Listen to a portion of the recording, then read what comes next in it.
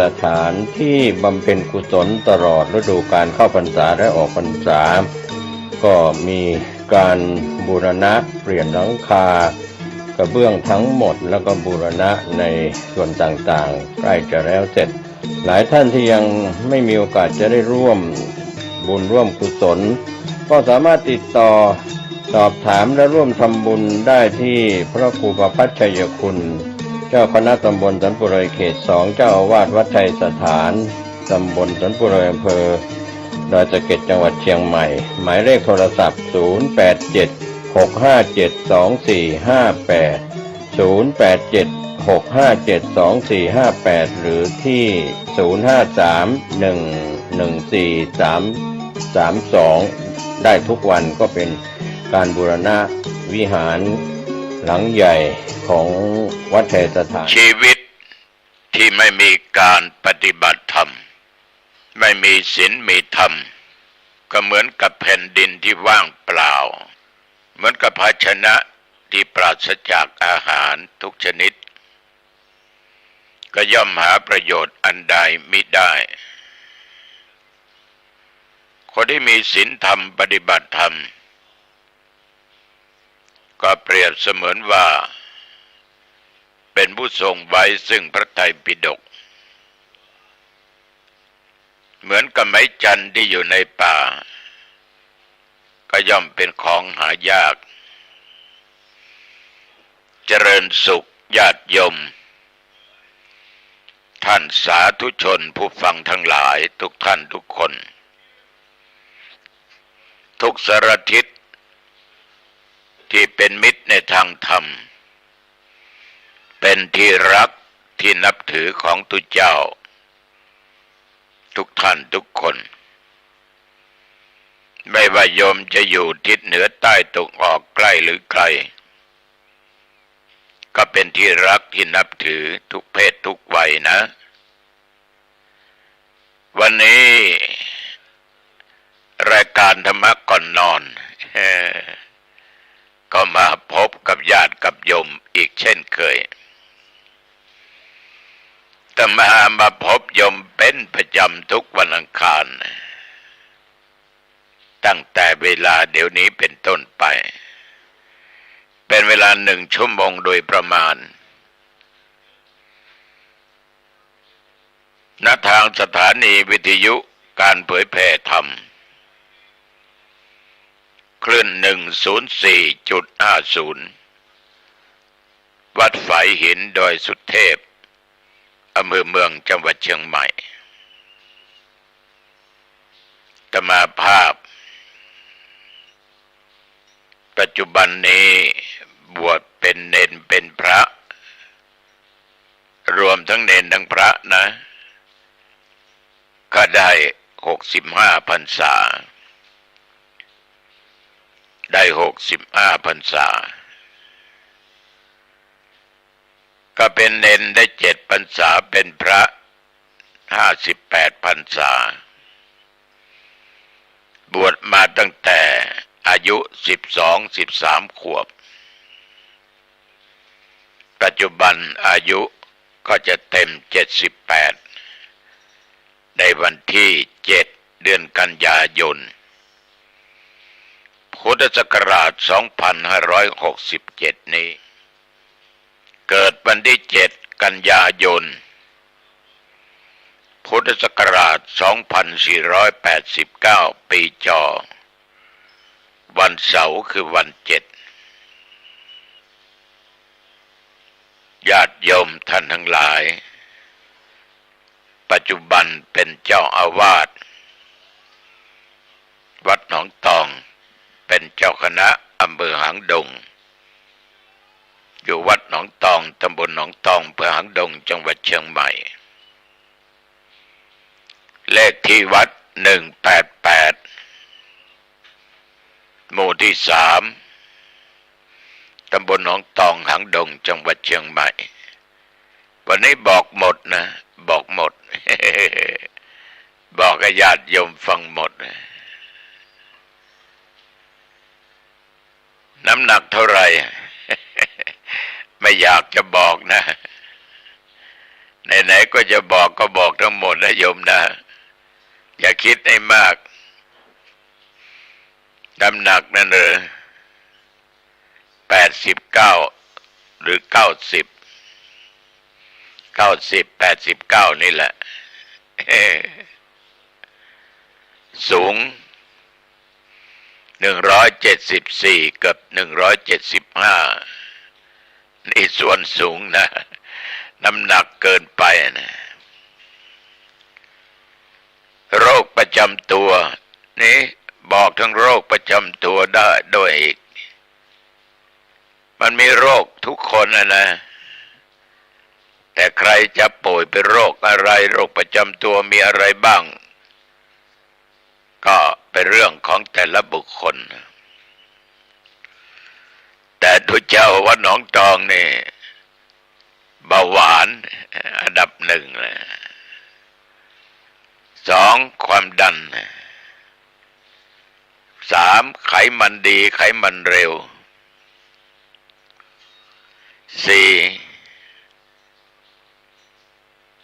ความสะสมของน้ำตาลนั้นก็มีเกิน7นะเกิน7แต่ปัจจุบันนี้น้ำตาลธรรมภาพมี119ดีมากเพราะเคยสูงถึง500กว่าความดันปกติความดันปกติความดันตุเจ้าองค์นี้เคยสูงถึง400กว่าเกือบตายแล้วนะโยมนะเกือบตายไขมันดีไขมันเลวนั้นปกติการสะสมต่ำกว่า7ดีมากตับไตปกติก็เรียกว่าที่มันปกติได้นั่นนะเพราะว่าเราได้ฉันยาตามคุณหมอได้บอกให้ปฏิบัติเสมอต้นเสมอปลายแล้วก็ออกกำลังกายตามอัตภาพของตัวเองออกกำลังกายเดินบ้างอะไรบ้างยาที่รักษานั่นคือธรรมโอสถคือเอาศีลและเอาธรรมขององค์สมเด็จสัมมาสัมพุทธเจ้าเป็นหมอผู้ยิ่งใหญ่ที่ได้รักษาคือรักษาสุขภาพจิตปล่อยปรงวางทุกสิ่งไม่ซีเรียสไม่คำเครียดกับอะไรใดๆทั้งสิ้นเพราะเรานั้นสอนคนมามากเผยแผ่ธรรมมาได้50-60 ปีนะตั้งแต่สมัยเป็นเณรใหญ่เณรโตนั่นนะจนเป็นทุเจ้าตราบเท่าทุกวันนี้ให้ธรรมะแก่โยมสอนโยมมันก็สะท้อนกลับมาสอนตัวเองโยมเชื่อไหมบางอย่างนั้นน่ะเราสอนโยมไปเราก็ต้องนำมาคิดและนำมาแก้ไขนำมาปฏิบัติฉะนั้นจึงทำจิตใจให้เรานี้ปล่อยวางปรงได้เมื่อจิตใจเรานั้นมันปล่อยวางปรงสะอาดสว่างสงบมันก็ทำให้สุขภาพกายดีขึ้นหลับดีหยาดยมขับถ่ายดีฉันอาหารดีประการสำคัญสุขภาพจิตดีมากเพราะ ปล่อยวางการเป็นอยู่ทุกวันนี้อาตมาอยู่ด้วยธรรมะอยู่ด้วยศีลแต่ก็ไม่ได้วิเศษวิโสอะไรไม่ได้เป็นพระอรหันต์อะไรหรอก นะแต่เราไม่ยึดมั่นไม่มีอุปทานไม่มีกูไม่มีมึงเราอยู่อย่างนี้มันสบายจิตสบายกายสบายใจท่านทั้งหลายชีวิตของคนเรานี่เนี่ยถ้าเรานึกถึงตามหลักธรรมคำสอนของพระพุทธเจ้าเราก็จะรู้ถึงความแน่นอนและไม่แน่นอน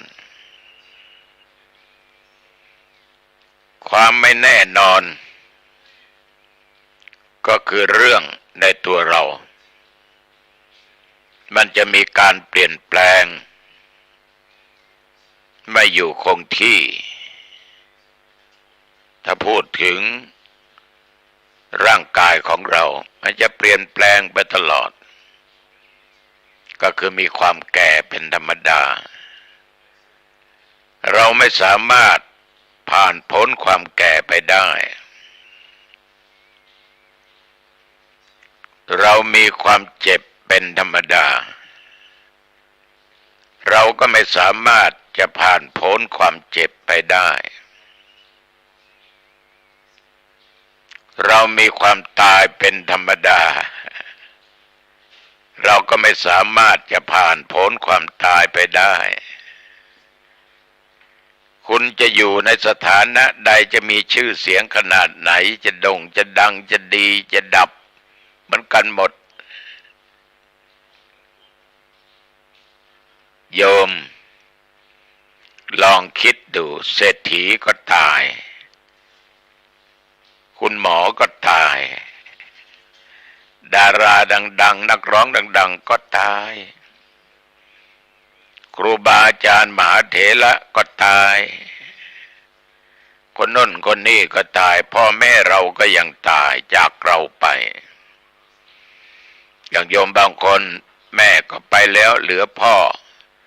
บางคนก็พ่อไปเหลือแม่บางคนไปทั้งพ่อทั้งแม่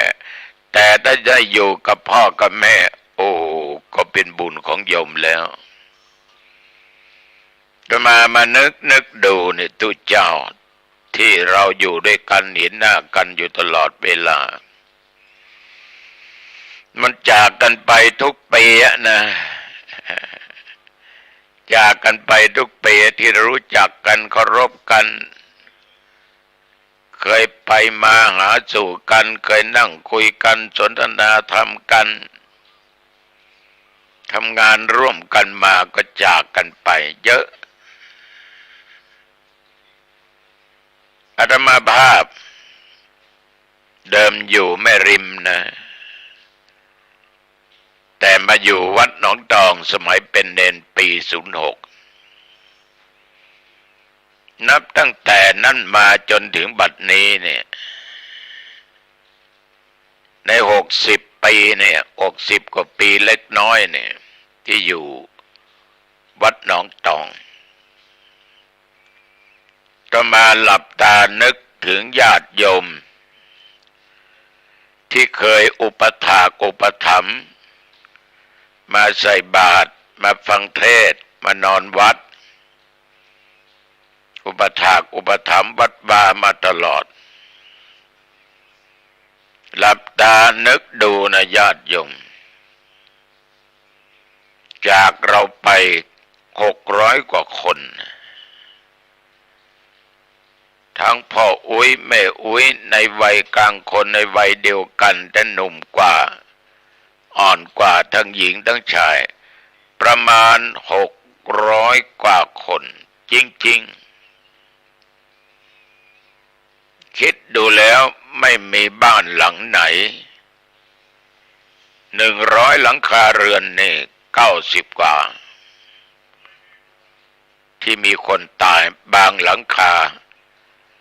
บางบ้านบางหลังนั้นครอบครัวนั้นจากไปตั้งหลายคน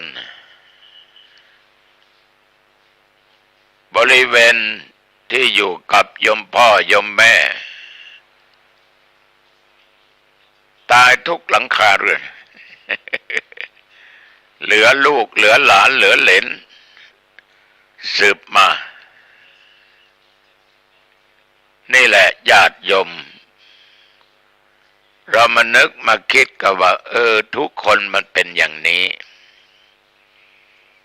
มันก็ทำให้ใจเราสบายไม่ต้องกังวลไม่ต้องไปซีเรียสมันไม่ต้องไปยึดว่าตัวกูไม่ต้องแก่ตัวกูไม่ต้องเจ็บตัวกูไม่ต้องตายท่านทั้งหลายอาตมาภาพอยู่ได้โดยธรรมโอสถที่รักษาใจรักษากายโยมที่นั่งฟังธรรมาภาพนี่บางคนนั้นมีอุปทานมีความยึดมั่นไม่ปล่อยวางไม่สะอาดมันก็เลยไม่สงบ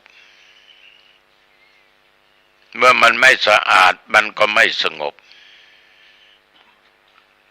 ชีวิตของคนเรานี้ถ้าไม่มีศีลไม่มีธรรมท่านทั้งหลายอาตมาได้บอกว่าเหมือนแผ่นดินที่มันว่างเปล่ามันไม่มีต้นหญ้าไม่มีพืชผลอะไรเกิดขึ้นนะไม่มีน้ำหล่อเลี้ยงก็แตกไม่มีต้นหญ้าไม่มีต้นไม้โยมลองดูแผ่นดินถ้าขาดสิ่งเหล่านี้ไม่มีบ้านไม่มีใครอาศัยมันก็ว่างเปล่าเมื่อว่างเปล่าไปเป็นของใครมันก็สูญมันก็ไร้ค่าเช่นเดียวกันเหมือนกับภาชนะ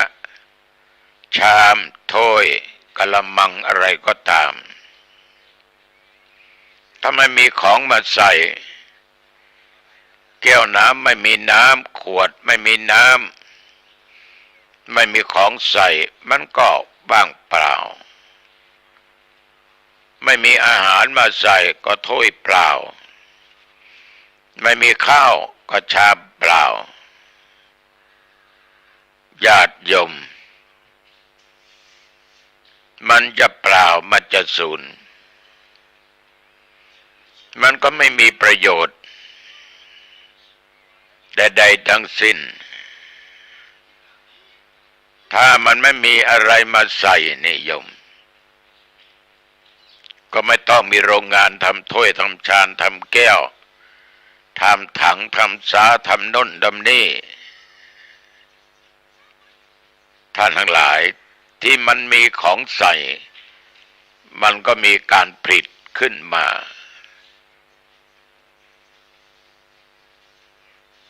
ผู้ที่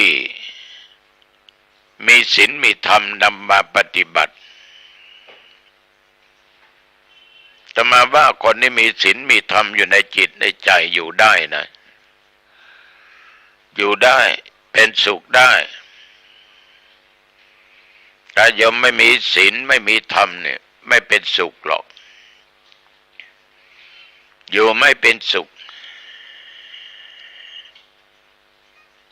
ถึงจะร่ำรวยขนาดไหนมีวัตถุปัจจัยสิ่งของเงินทองทุกสิ่งทุกอย่าง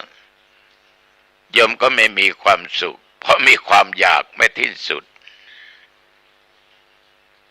ถ้าโยมมีศีลมีธรรมก็เหมือนกับมีพระไตรปิฎกอยู่พระวินัยปิฎกก็มีเพราะเรามีศีลพระสุตตันตปิฎกก็มีพระพิธรรมปิฎกก็มีเพราะเรามีธรรมะ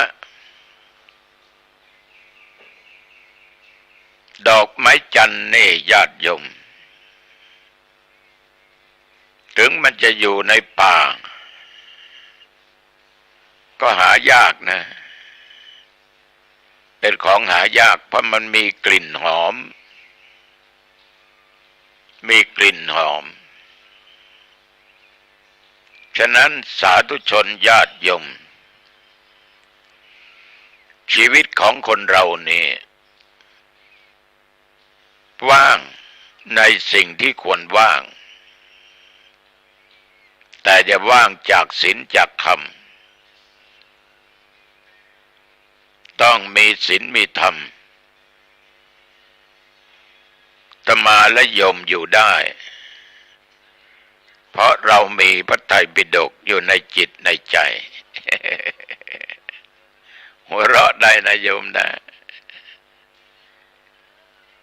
ขนาดบางครั้งนี่เขาว่าให้นะนี่อาตมานี่ถูกเขาด่าก็ผ่านมาแล้วเขาแช่งก็ผ่านมาแล้วด่าเป็นหมูเป็นหมา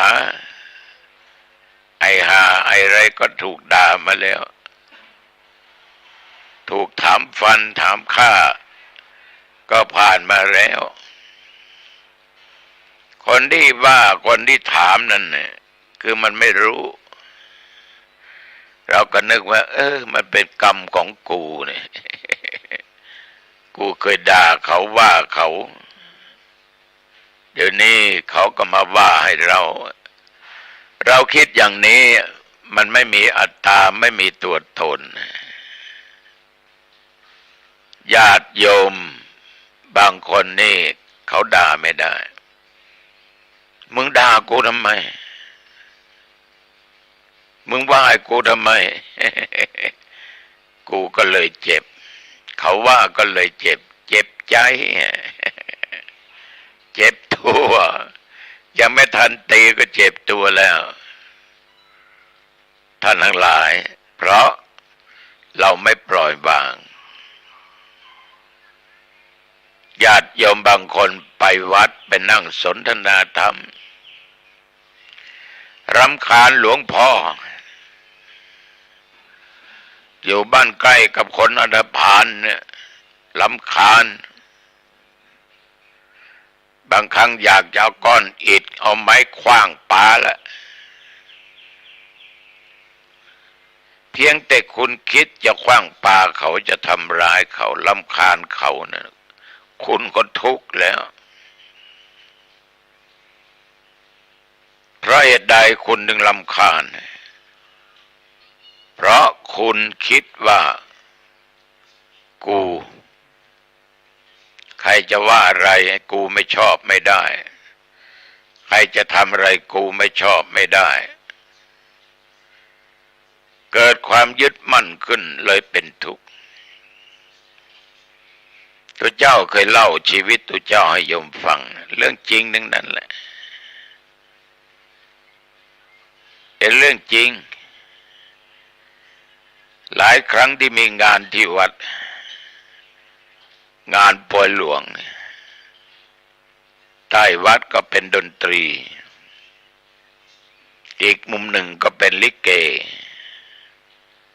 ห้องนอนก็ใกล้ๆกับบ้านโยมทางโน้นก็เสียงดังทางนี้ก็เสียงดังไอ้ที่ใกล้ก็คาราโอเกะโอ้โหร้องเพลงเสียงดังมากกระจกบานประตูนี่ลั่นเลยโยมอาตมานั่งในศาลาอยู่กับศรัทธากับคณะกรรมการใกล้จะ4 ทุ่มก็บอกว่าโยมอาตมาจะไปพักผ่อนแล้วนะญาติโยมก็บอกว่า ท่านจะหลับได้หรือเสียงดังอย่างนี้กระจกลั่นเนี่ยได้ไม่มีปัญหา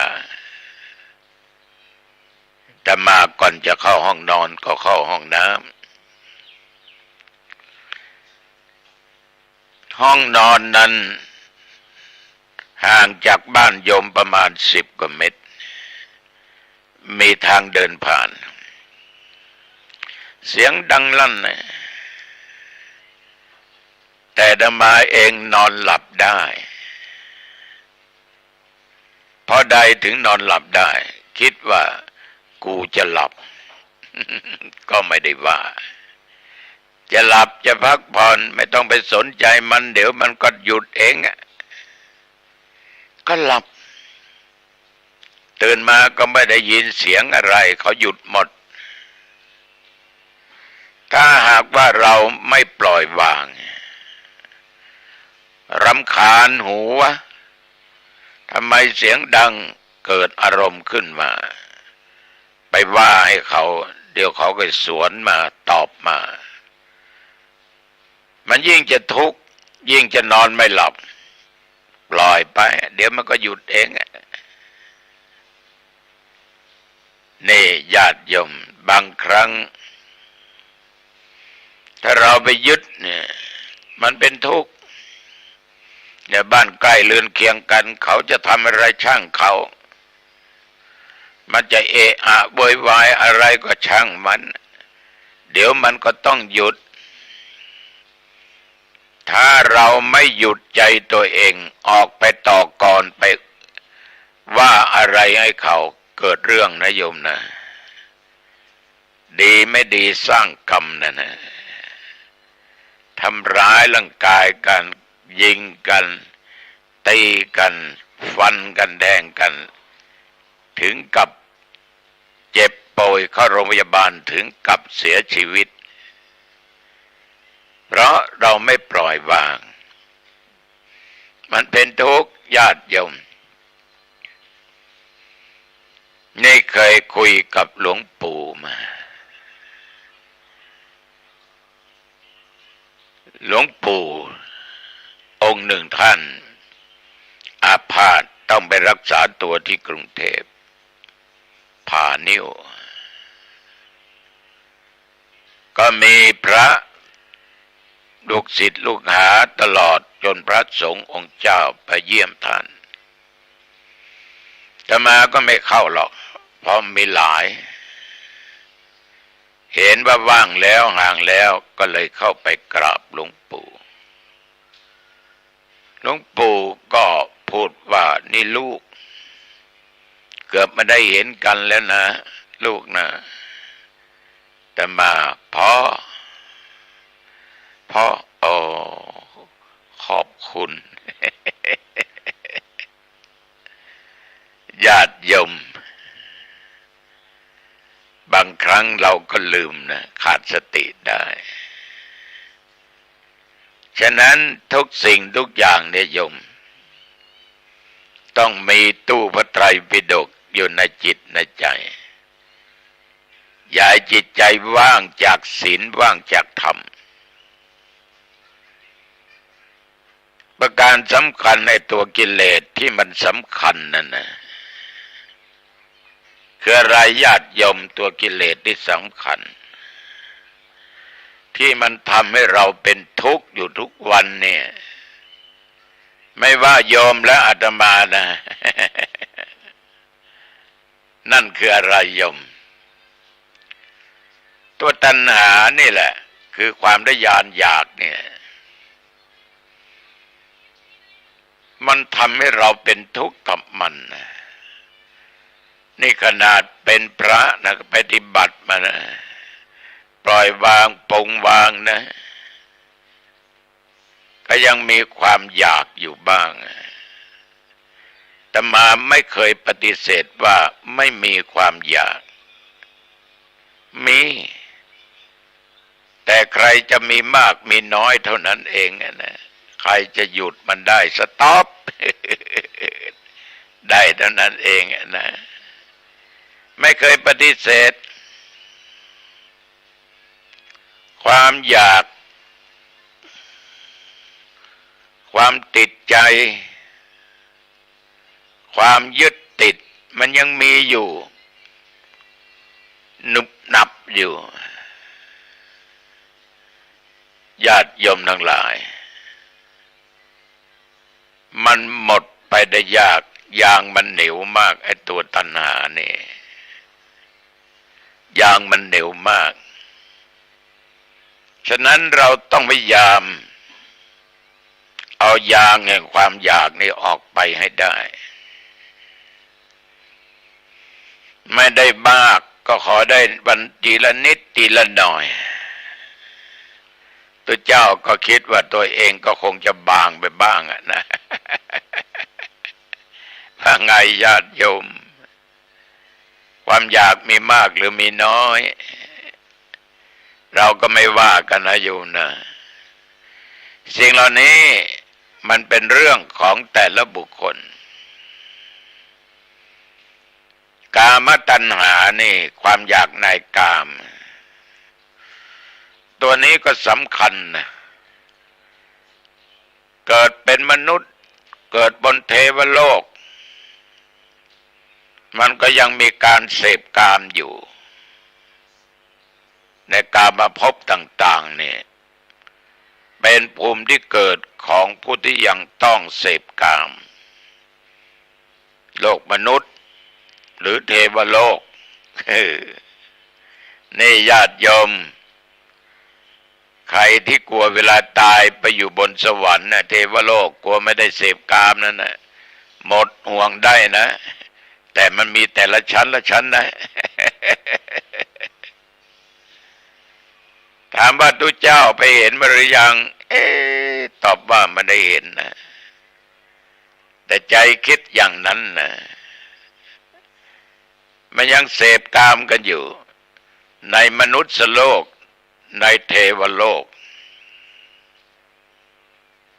ท่านทั้งหลายอบายภูมินี่เดรัจฉานนี่ยอมทั้งหลายยังเสพกามกันอยู่สัตว์เดรัจฉานหมาแมวเป็ดไก่วัวควายเหล่านี้มันยังเสพกามกันอยู่เพราะมันอยู่ในอบายภูมิสี่เปรตอสุรกายสัตว์นรกสัตว์เดรัจฉานเราถ้าไม่มีพ่อแม่เสพกามกันก็ไม่มีเราวันนี้นะเรื่องของกามเป็นเรื่องที่ใหญ่คือความอยากในกามเนี่ยก็ในกามคุณทั้งห้าในรูปไม่มีใครปฏิเสธรูปสวยรูปงามผิวพรรณดีหน้าตาดีรูปหล่อเป็นนางงามจักรวาลเป็นชายที่คนหลงไหลเหมือนกับญาติโยมบางคนหลงไหลตุเจ้าองค์นี้หน้าตาดีนะหลงไหลอยากจะไปวัดนะหลงเลยถลำไปก็มีญาติโยมระวังนะความหลงไหลในรูปสวยรูปงามถามว่าตุเจ้าไม่ชอบหรือชอบแต่เราชอบมันไม่เหมือนกัน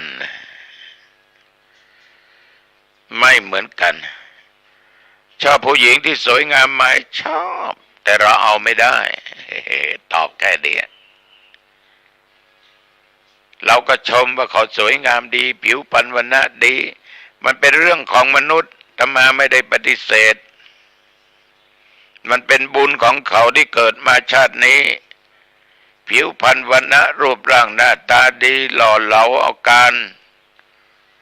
ใบหน้าสะสวยงามเพราะเขามีศีลไงล่ะเขาเป็นคนมีศีลมีจิตใจเมตตาปราณีอยู่ตลอดไม่ฆ่าสัตว์ตัดชีวิตมีแต่ความสงสารความเอ็นดูคนอื่นนะสัตว์อื่นนะไม่ฆ่าไม่ข่มเหงไม่ทรมานสัตว์ เป็นคนมีจิตใจงดงามเกิดมาพบในชาตินี้เลยงดงามแต่ว่าอย่าหลงนะอย่าหลงตัวเองว่ากูเกิดมาหล่อสวยงามกูไม่ตายอย่าว่านะแต่กูก็จะต้องแก่ไปทุกวันต้องเหี่ยวแห้งไปเหี่ยวย่นไป บางครั้งเรามาดูรูปตัวเองสมัยเมื่ออายุยังไม่ถึง20เป็นเนนก็ไปอย่างหนึ่งเป็นตุ๊หนุ่มตุ๊น้อยก็อีกอย่างหนึ่งอายุ30-40ปีหน้าตาก็เปลี่ยนแปลงไป60ปีก็เปลี่ยนแปลงเดี๋ยวนี้70กว่ายิ่งเปลี่ยนแปลงไปใหญ่แล้วความสวยความงามไม่อยู่คงที่เนี่ยผมยังหัวก็งอกก็ขาวเขี้ยวก็หล่อนเขียวอะไรก็ไม่มันเหมือนหนุ่ม เนื้อหนังมังสังก็เหี่ยวย่นไม่เต่งตึงนะแสดงว่าความงามเหล่านี้ความหล่อเหล่านี้ไม่จีรังยั่งยืนแล้วก็บังคับมันไม่ได้นะบังคับไม่ได้อย่าเหี่ยวนะอย่าย่นนะ ผมกูยังงอกนะบังคับไม่ได้มันก็จะบอกว่ากูจะงอกกูจะเหี่ยวญาติโยมมันก็จะมีการเปลี่ยนแปลงความสะสวยงดงามในภายนอกมันไม่คงที่สู้งามในไม่ได้นะที่มีพระไตรปิฎกอยู่ในจิตในใจมีศีลมีธรรมดำแต่สวยงามตลอดชีวิต มีธรรมะมีจิตเมตตาโอบอ้อมอารีนี่คือคนสวยงามที่แท้จริงเหมือนญาติโยมที่นั่งฟังตุเจ้าเนี่ยการหลงอยู่ในกามคุณในรูปในเสียงไม่ว่าโยมและอาตมาภาพชอบเสียงเพราะเสียงด่านี่ใครไม่ชอบอะนะเสียงด่าใครไม่ชอบแต่ว่าเราก็ชอบฟังเสียงที่มันเพราะแต่อย่าหลงเสียงนะถ้าฟังแล้วฟังแบบโมหะคือความหลงนั่นเป็นตัวกิเลสเมาเสียงตุเมาเสียงนางเมาเสียงญาติโยมเสียงมันม่วนดีเสียงมันเพราะดี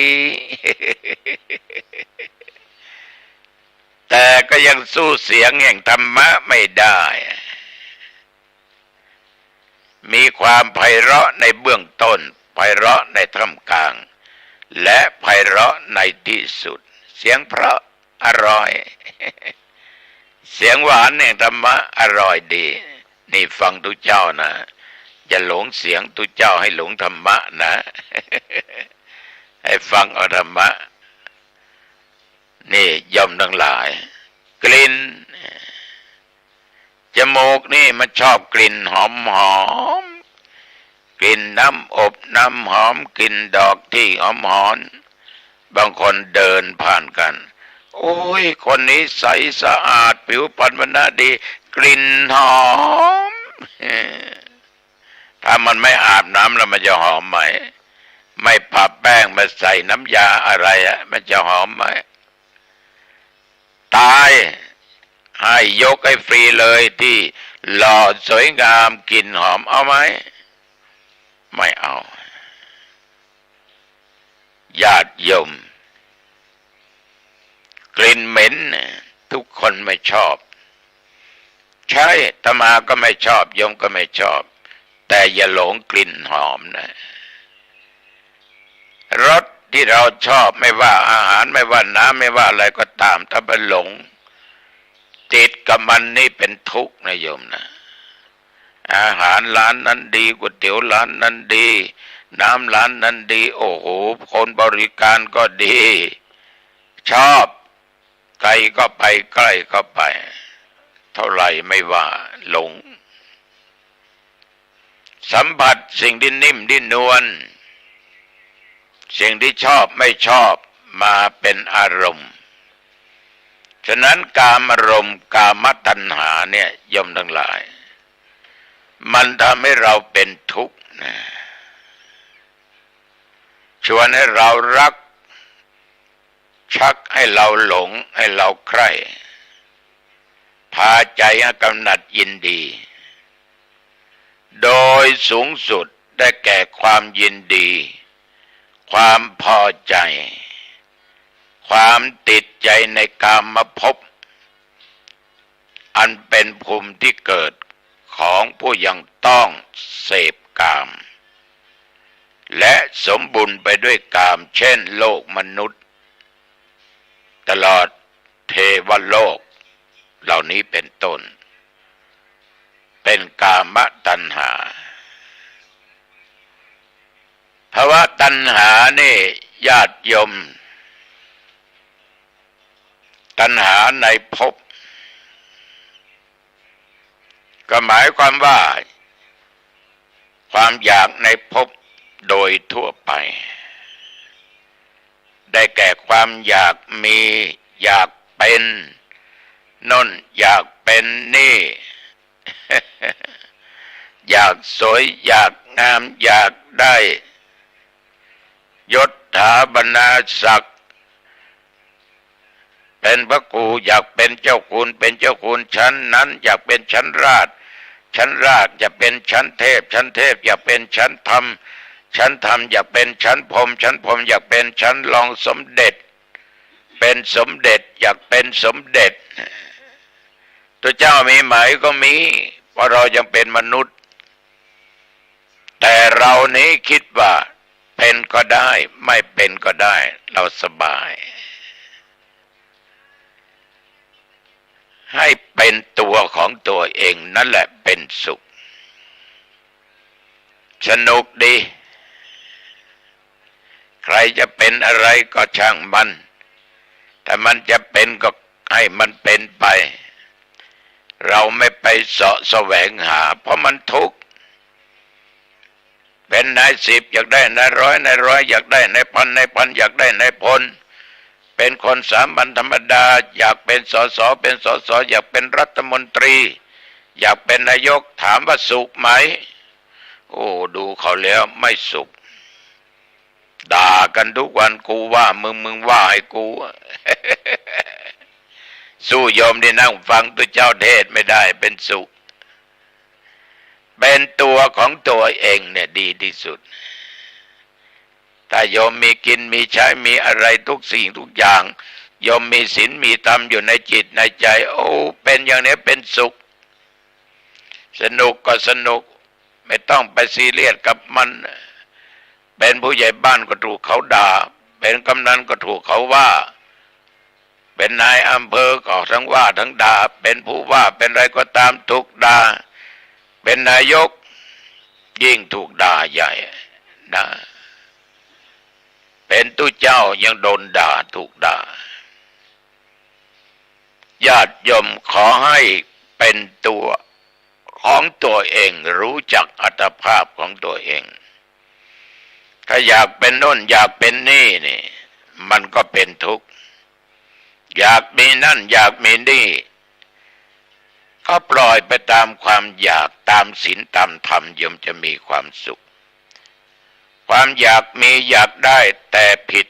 ที่ผิดทางผิดศีลผิดธรรมผิดกฎหมายบ้านเมืองนำความทุกข์ความหายนะเกิดขึ้นได้ตามใจที่ต้องการญาติโยม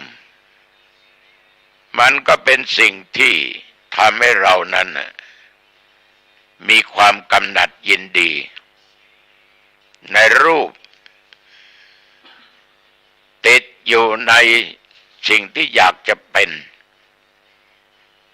อยากจะได้อยากจะเกิดเป็นเทวบุตรอยากจะเกิดเป็นเทวดาอยากเป็นโน่นอยากเป็นนี่จิปัฏฐะญาติโยมเราเป็นพระเราสบายจิตเป็นญาติโยมสบายใจ เป็นโยมถ้ามีศีลมีธรรมเขาก็เรียกว่าพ่อพระแม่พระเป็นดุจเจ้าถ้าขาดศีลธรรม เขาไม่เรียกพระเขาห้องเผือ เพราะมันไม่มีศีลไม่มีธรรมอันนี้มันไม่ใช่พระนี่อาจจะว่าอย่างนั้นว่าอะไรก็สุดแต่เขาฉะนั้นญาติโยมความอยากเป็นนู่นเป็นนี่ก็เป็นทุกข์อยากได้นู่นได้นี่ก็เป็นทุกข์ในภวะตัณหาวิภวะตัณหาตัณหาไม่อยากจะเกิดในภพก็คือหมายความว่าอยากพ้นจากภพนี้ความอยากไม่มีไม่อยากเป็นอยากพ้นจากสภาพที่ไม่ต้องการญาติโยมบางคนนี้มีความอยากอย่างในโลกธรรม8ธรรมที่ครอบงำสัตว์โลกอยู่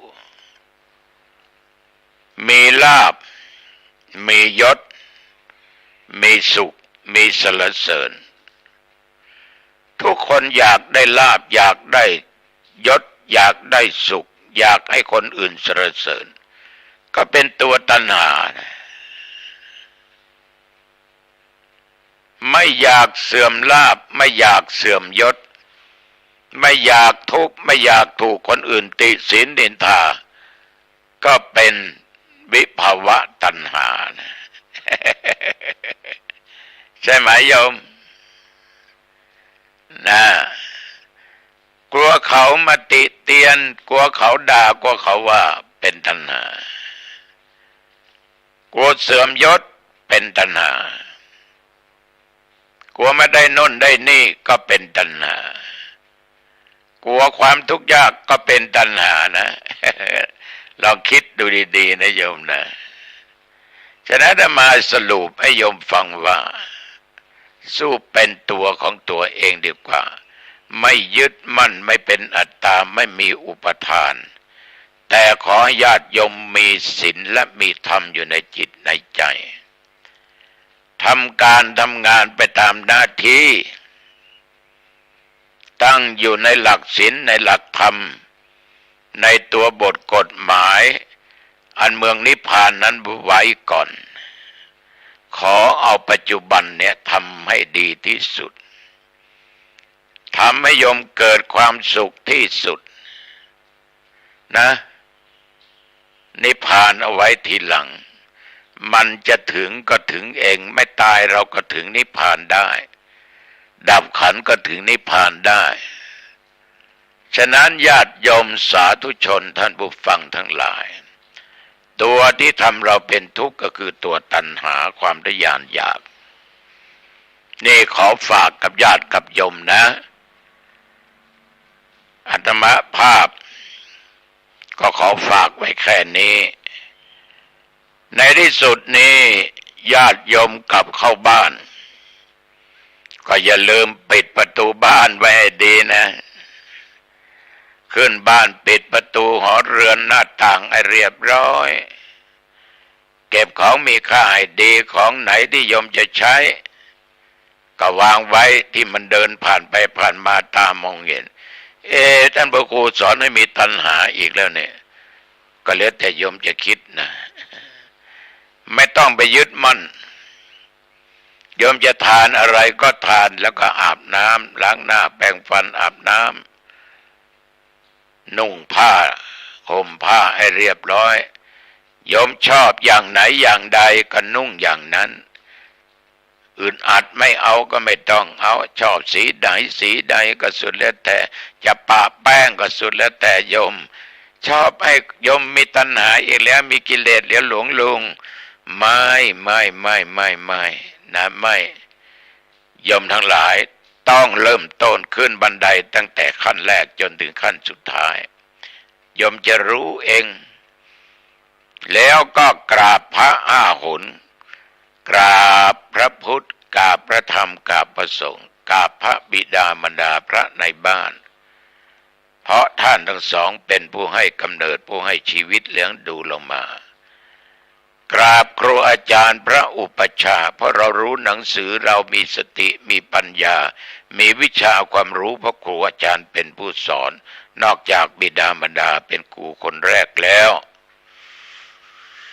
อุปัชฌายะเป็นผู้บวชให้เราได้เป็นเณรเป็นพระเป็นน้อยเป็นหนานนะอย่าลืมท่านเหล่านี้นะฝากไว้นะแล้วก็ไหว้พระสามไหว้พระสามบทก็เอาบทอิติปิโสสวากขาโตสุปฏิปันโนจบเจริญสมาธิภาวนาตามโอกาสเวลาไม่ต้องกำหนดจะได้กี่วินาทีกี่นาทีเป็นชั่วโมงก็สุดแล้วแต่เพราะมันจะไม่ได้เกิดอารมณ์เรียบร้อยโยมก็แผ่เมตตาให้แก่สรรพสัตว์ทั้งหลายเจ้ากรรมนายเวรเทพบุตรเทวดาผีหอผีเงินผีบ้านผีอะไรเจ้าต้งเจ้านาเสื้อวัดตลอดจนเจ้ากรรมนายเวรเทพบุตรเทวดา